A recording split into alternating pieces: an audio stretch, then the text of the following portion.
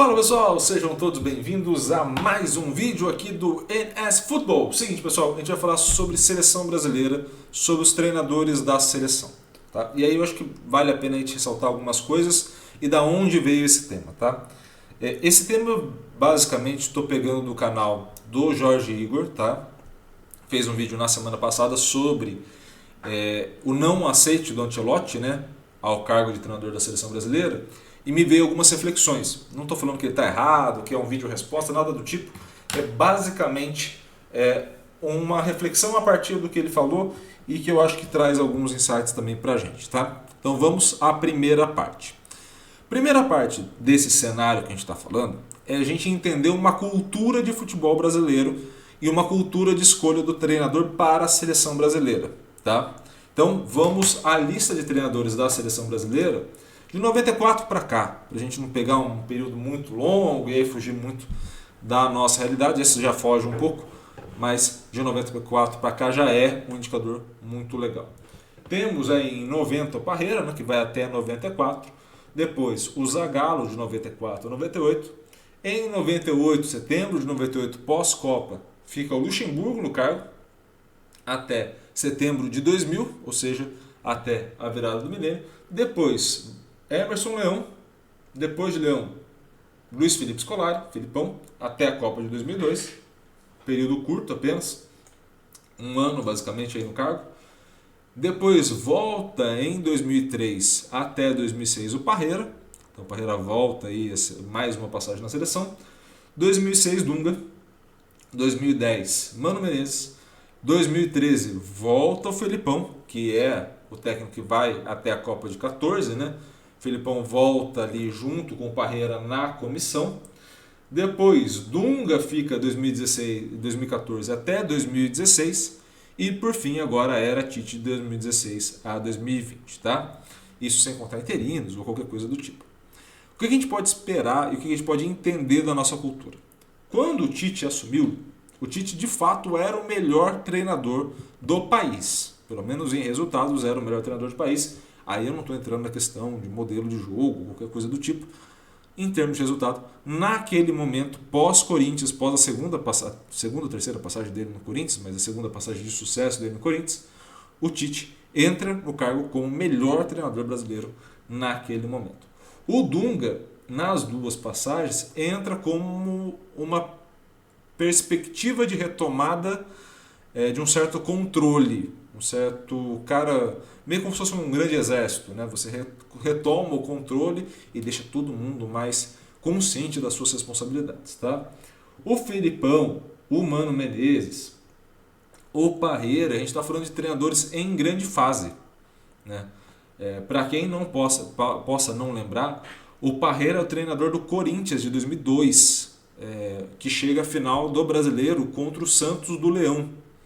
Né? Santos de Leão, que era Robinho, Diego, Elano, enfim. O Parreira era o treinador do Corinthians à época. Né? Então assim, a gente está falando de um treinador que estava em alta no Brasil.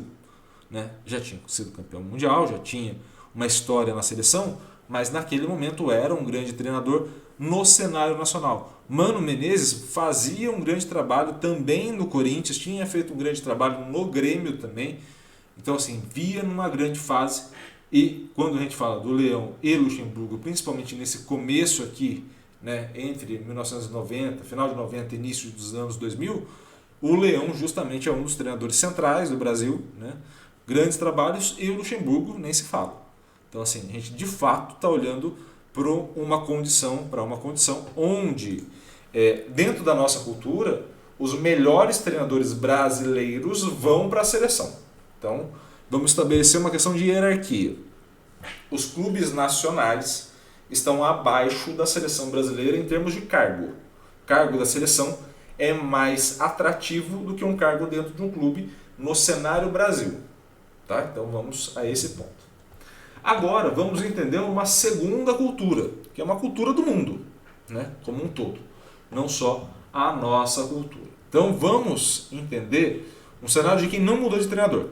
Tá? Cenário da Itália. Então, a Itália coloca o Mancini, Roberto Mancini, indica que vai permanecer na Itália, isso já sem a classificação da Itália, mas indicou que vai permanecer. Então você tem o Roberto Mantini na Itália, que não é o melhor treinador italiano do mundo. O melhor treinador italiano do mundo é o Carlo Ancelotti, né, que é justamente quem a seleção quer, mas a gente percebe, por exemplo, que o Carlo Ancelotti não cogita o cargo nem na Itália. A gente não percebe um movimento, e nunca percebeu um movimento, nem dele, nem do Fábio Capello, no auge do Fábio Capello, Real Madrid, grandes equipes da Juventus, uma migração de um clube para a seleção. A gente não observa tantas vezes isso. E esse é um bom ponto. Por quê? Porque as outras seleções que mudaram de treinadores, as outras grandes seleções que mudaram de treinador, você vai perceber uma tendência muito grande, que é Bélgica, por exemplo. Bélgica anunciou o ex-treinador do Red Bull Leipzig, né, que vai substituir Roberto Martínez, que foi para Portugal, que tem 37 anos de idade. Não tem uma carreira tão grande assim. Então a geração belga, a próxima geração belga, está diretamente na mão de um cara de 37 anos de idade. Quando você vai para uma seleção como Portugal, uma seleção de renome também, né, obviamente muito menos do que o Brasil nesse cenário de seleções, mais uma seleção de renome, traz o Roberto Martínez. Roberto Martínez que não tem grandes resultados no futebol europeu. Roberto Martínez que teve, acho que uma passagem no Everton, se não me falha a memória, não foi bem, foi para a seleção belga e acabou indo bem em alguns momentos com a seleção belga, mas também não conquistou nada de expressivo. Ou seja, você tem de um lado um treinador muito jovem e do outro um treinador sem posicionamento de mercado. Ou seja, sem perspectivas de clube europeu. Quando você não tem essa perspectiva de clube europeu, você migrou para a seleção. Não é o melhor treinador. Se você for entender que Portugal vai atrás do melhor treinador português da geração, você pode esperar que Portugal vá atrás de Mourinho. Mourinho que já falou que não vai assumir Portugal, mas isso é mais para o fim da carreira, né? Você pode ver Portugal ir atrás de Andrés Vilas-Boas, também não vai ser o caso. Você pode ver treinadores do Benfica ou do Porto migrando para a seleção portuguesa, que também não vai ser o caso. É muito mais fácil um grande treinador português que vai surgir migrar para um mercado maior financeiramente do que ele migrar para a seleção portuguesa. Porque não necessariamente um grande trabalho na seleção portuguesa vai qualificá-lo para ir para um clube de ponta. Muito provavelmente ele volte ao mercado interno. E isso não é tão interessante no início de carreira, né? Além disso, além desse ponto, outro que mudou aqui do lado, né? Temos o Bielsa no Uruguai, um treinador já mais velho, veterano, um treinador que chega aos 67 anos para dirigir a equipe do Uruguai. Então, assim, também não é um treinador no auge. Não é um treinador argentino, mas que não está no auge. Ou seja, as seleções que foram trazendo grandes treinadores, né, mesmo aqueles que têm um renome um pouco maior, não vêm no auge. Não vem como o Ancelotti estava para vir para a seleção brasileira, que é um treinador que acabou de ganhar uma Champions League e chegou na semifinal de outra. Esse treinador tem mercado na Europa. Ele tem mercado para ficar. O Real Madrid não quer mais. Ele tem mercado ainda em outras prateleiras da Europa que são muito interessantes. Ele tem mercado no Chelsea, ele tem mercado no Arsenal, ele tem mercado no United, ele tem mercado em todos os outros lugares. Ele acabou de levar uma equipe à semifinal da Champions. E vinha de um título. Foi segundo ou vai ser segundo na La Liga. E também foi campeão na temporada anterior. Então, assim, tudo culmina para que essa equipe, ou para que esse treinador tenda a ficar mais tempo no futebol europeu. Tá? Além disso, a Espanha traz como treinador o treinador que era da formação da categoria de base do Athletic Bilbao, o Luis de la Fuente. Luis de la Fuente é um treinador que, para quem não se lembra dele, ele estava naquele confronto entre Brasil e Espanha, né, nos Jogos Olímpicos de Tóquio 2020. Então é um treinador também muito jovem, com muita pouca experiência. Então o que isso quer dizer no final das contas? Isso quer dizer que quando a gente estiver falando dessa questão dos treinadores, principalmente nesse cenário nacional, a gente precisa de novo, colocando dentro da eira aqui, a gente tem os clubes brasileiros, e aí os portugueses estão basicamente na mesma prateleira que a gente. A gente tem a seleção brasileira, ou as seleções de maneira geral, e a gente vai ter aí o restante da Europa, como clube. Real Madrid, Barcelona, United, City. Quem são os treinadores que vão topar vir para cá, para esses cenários?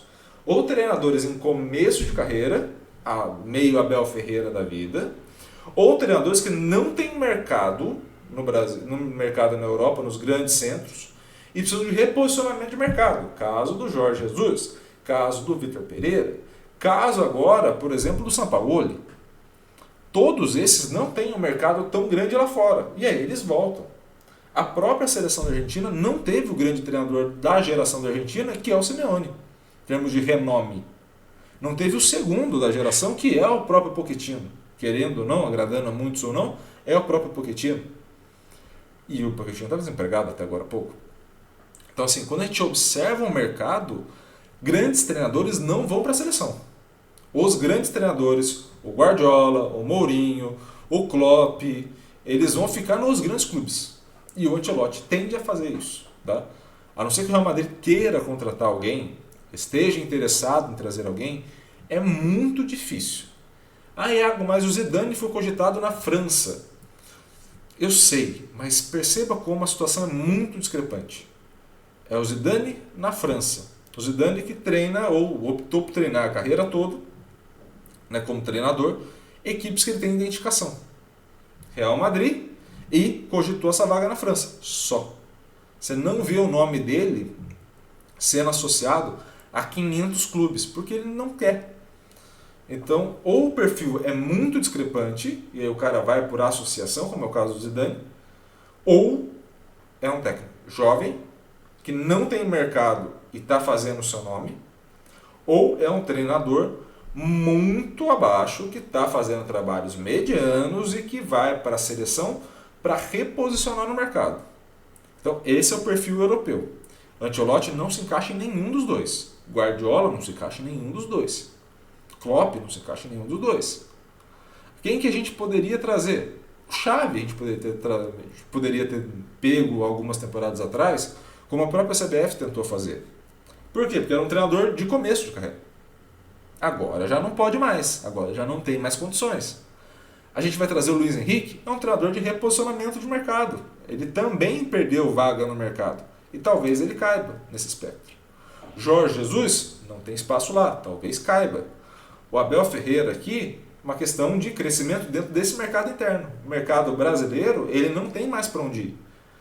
O Abel Ferreira não faz sentido ele sair do Palmeiras e ir para o Flamengo, ir para o São Paulo, ir para um Corinthians. Provavelmente ou ele sai para voltar para a Europa, seja no sentido de nível português ou superior, ou ele volta, ou ele dá um passo à frente no sentido de seleção brasileira. Nos dois cenários, não é um grande salto assim tão fora da curva. Tá? Então, assim, esse ponto é muito importante entender. A cultura brasileira é diferente da cultura europeia, e essa ideia de a gente trazer o melhor treinador do mundo da atualidade não vai rolar. Por quê? Porque essa cultura é nossa, não é do mundo inteiro. Tá? E aí, dentro desse cenário, dentro da nossa cultura, muito provavelmente os caminhos estejam sendo direcionados a alguns treinadores. Né? Você pode trazer, desde se você quiser manter um pouco a linha, o Mano Menezes, que provavelmente tende a não ficar no Internacional. Então você tem um treinador muita qualificação disponível no mercado. Você tende a ir atrás. Acho que o Dorival já passou o tempo e agora no início de trabalho de São Paulo duvido que haja uma saída. Mas você tem o próprio Fernando Diniz do Fluminense. E aí, nesse mercado todo, não tem muito mais nome. É o Rogério Ceni que está disponível no mercado, mas também não é um nome que vai trazer uma certa unanimidade para a seleção brasileira. Ou até, e aí a gente vai depender muito do desempenho dessa seleção sub-20, o próprio Ramon Menezes. Não estranhe. Não é um movimento muito ousado. Dentro dessa seara que a gente tem falado, de trazer treinadores muito jovens, ainda mais com sucesso o Scaloni, se o Ramon Menezes ganha o Mundial Sub-20, não é difícil imaginar segurar o Ramon Menezes por mais 1 ou 2 anos. E aí sim, daqui a 1, 2 anos, o Diniz consolidado, outro treinador brasileiro com um status maior, ou até mesmo Ancelotti no fim de carreira, né, perspectivando ainda o Ancelotti, mas é já no outro cenário, né, sem Real Madrid, sem querer estar em clube, pode ser que aconteça.